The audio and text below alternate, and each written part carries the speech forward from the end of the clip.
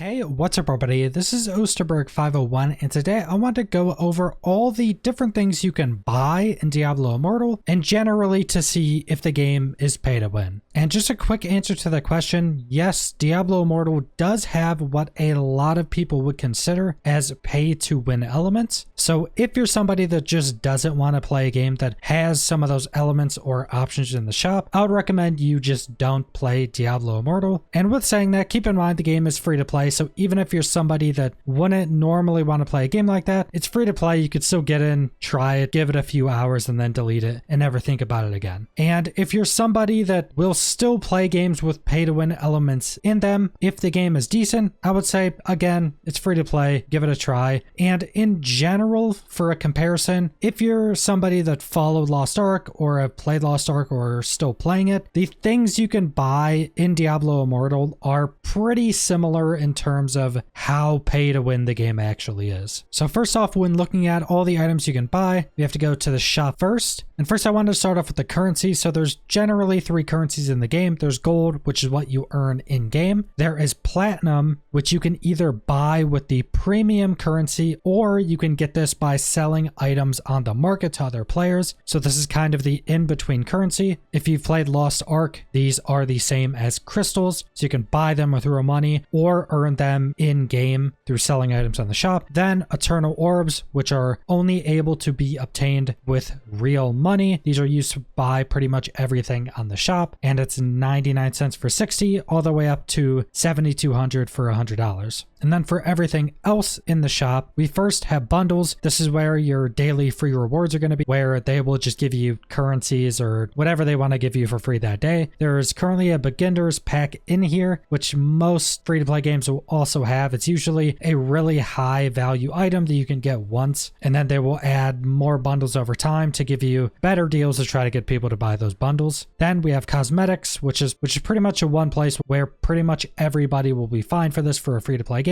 And in general, the skins that are currently in the shop do look pretty cool, to be fair. Then we have services. This is going to be different upgrades or optional subscriptions. So you have the upgrades to the battle passes, which we will go over in this video as well. And then Boon of Plenty, which is basically just seeming to be the optional subscription of the game. Pretty similar to what they have in Lost Ark as well. And then we have materials. Now these are just different materials you can buy for reforging items. And this is more buying of power stuff. Pretty much everything in the shop you can still get in game in some way. So it would generally be more considered pay to progress faster. And that's generally what these are as well. And then finally you have Crests. Now this is probably the biggest thing and where you're going to get most of the power if you want to spend money. And to go over these a little bit more, there's actually an explainer for the shop to kind of go over everything. So for Crests, these are used to add gameplay modifiers to Outer Rifts, which are generally more endgame content. Guarantees 3 runes and an unbound legendary gem from Rift Guardians. Those legendary gems can also be sold on the market to other players, which would be for platinum, and those other players would also buy it with platinum. Random outcome probabilities of legendary crests also apply to eternal legendary crests, and grants fading embers to all party members upon completion of the Outer Rift. And then these have an element of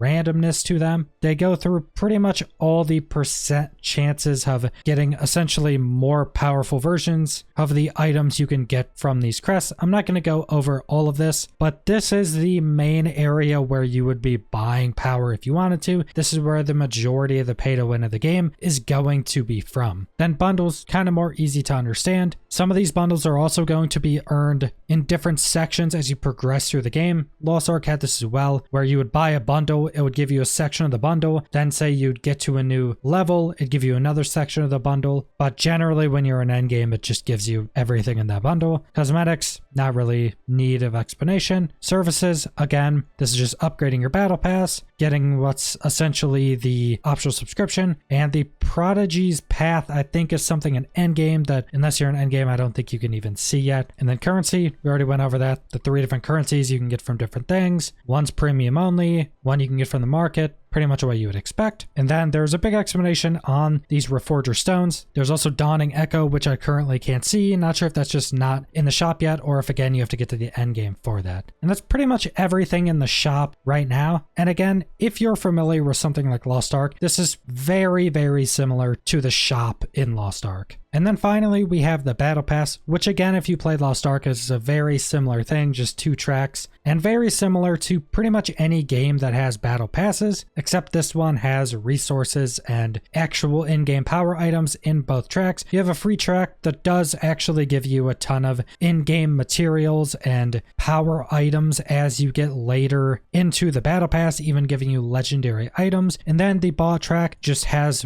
more materials, emotes, you get skins as you get later into the Battle Pass. So pretty much everything you could think of, resources, items, skins, you can get in this Battle Pass. The free track is actually pretty decent, and then the pay track is obviously going to be a lot more ridiculous. And then similar to pretty much every other Battle Pass, you can just pay to rank up more if you want to, just pay with the premium currency and get higher in the tiers. And something a little bit different with this Battle Pass is that once you reach rank 40 in it, you will just keep earning this box for every certain amount of Battle Pass XP you get, 180 points to be specific, and you'll just keep getting resources every time you get another 180 battle points, which will just give you more currency, more resources, stuff like that. So that's pretty much all I wanted to go over with what you can buy in Diablo Immortal. Like I mentioned, it is pay to win. It does fall into what most people consider as pay to win in modern gaming. So if that's something you're not a fan of, you don't want to play a game with that, I would recommend you not play Diablo Immortal. If you're somebody like me where if the game's good, you'll still play it and you'll just play it until you feel like you need to pay and then probably stop playing it, you'll probably get a decent bit of playtime out of this game, and then you can just stop playing when you feel like you need to buy stuff off the shop and you don't want to do that. But that's pretty much all I want to go over. So subscribe if you want to see more Diablo Immortal or other videos. Leave a like if you liked the video. Leave a comment down below what you guys think about the premium shop in this game, and thanks for watching.